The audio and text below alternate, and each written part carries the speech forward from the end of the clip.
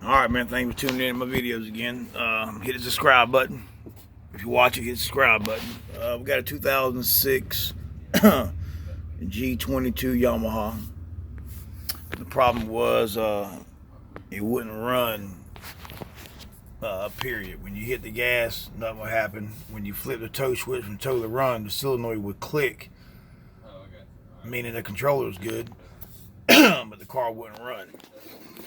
What we found out was, this is probably rare, one in a million, an AirPod speaker has fell down in the gas pedal, not allowing the gas pedal to come back all the way, where it would shut the micro switch down. Which is rare, but you never know. You could have something in your yard debris or dirt could get in there. So if you got a Yamaha G22 with the forward and reverse switch, check the pedal, man, to begin with. I'm not saying that's going to be a problem all the time, but you never know. As you can see, the pedal, it ain't nowhere near the pedal there, pedal switch.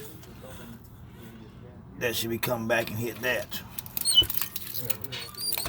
See it should come back and deactivate it. Alright, man, hit the subscribe button. My boy Matt.